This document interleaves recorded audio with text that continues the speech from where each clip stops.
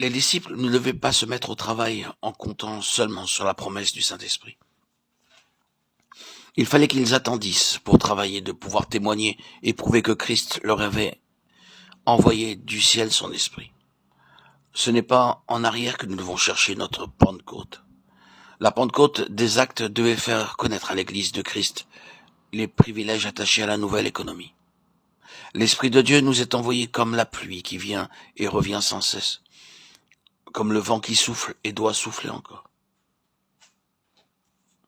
Attendre, ce mot rend bien ce que doit être le disciple à l'égard de la promesse du Père.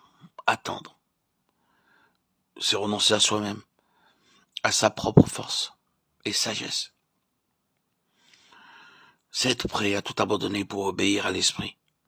C'est compter avec joie et foi sur tout ce qu'est Christ, sur tout ce qu'il va faire. Attendez. C'est là la dernière recommandation du Seigneur avant de monter au ciel. La condition à laquelle devait s'accomplir sa promesse. Attendez. Que ce soit là aussi la disposition habituelle du croyant qui sait que l'Esprit demeure déjà en lui, mais qui désire être puissamment fortifié par la vertu d'en haut. Attendez. Que ce soit là aussi l'attitude de l'Église lorsqu'elle demande que le Seigneur revienne et manifeste sa puissance dans le monde. Il leur recommanda d'attendre, acte 1:4. Demeurez, attendez, jusqu'à ce que vous soyez revêtus de la puissance dans Luc 24:49. Ainsi que Christ est venu accomplir la loi, l'Esprit vient à présent accomplir et réaliser tout l'Évangile. Tout ce que Christ a fait ne nous servira à rien si le Saint-Esprit ne venait pas nous l'assimiler. Il nous faut continuer à attendre. Persévérez dans cette attente tout le jour au milieu de tous vos devoirs, répétant ces mots. Je m'attends à toi tout le jour, psaume 25:5. Et vous disant aussi, c'est à la Trinité de Dieu que je m'adresse. Le Saint-Esprit rapproche de Dieu et unit à lui. Renouvelez chaque jour cet exercice de sainte attente et autant que possible prolongez-le. Attendez donc l'accomplissement de sa promesse dans toute sa plénitude.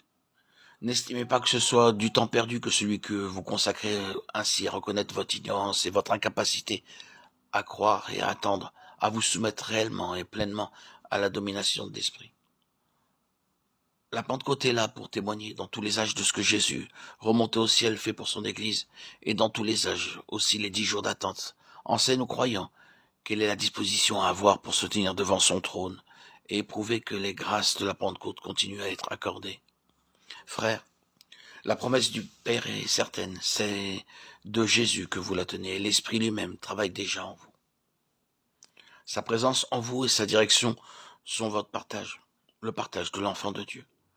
Souvenez-vous donc de la recommandation de notre Seigneur. Attendez-vous à Dieu, attendez-vous à l'Esprit. Attendez-vous, dis-je, à l'Éternel, heureux tous ceux qui s'attendent à lui. Notre Père, par ton Fils bien-aimé, nous venons de d'entendre ta promesse. Le fleuve d'eau vive ne cesse de couler, venant du trône de Dieu et de l'agneau. Ton esprit vient restaurer nos âmes altérées, car ce sont des choses que l'œil n'a point vues, que l'oreille n'a point entendues, et qui ne sont point montées au cœur de l'homme, des choses que Dieu a préparées pour ceux qui l'aiment, 1 Corinthiens 2:9. Nous avons entendu la recommandation d'attendre ta promesse. Nous te remercions de tout ce que tu en as déjà accompli pour nous. Mais notre âme aspire à la pleine possession, à la plénitude de la grâce de Christ. Notre Père, enseigne-nous à nous attendre à toi, veillant chaque jour au seuil de tes portes. Enseigne-nous chaque fois que nous allons à toi, à attendre le Saint-Esprit. Et que renonçant à toute sagesse et volonté propre, que redoutant l'action de notre propre nature, nous apprenions à nous abaisser toujours plus bas devant toi, afin que ton esprit puisse agir avec puissance.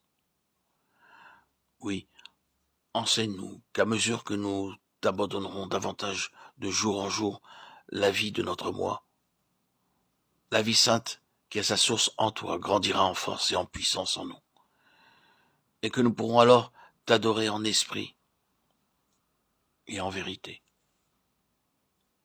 Amen.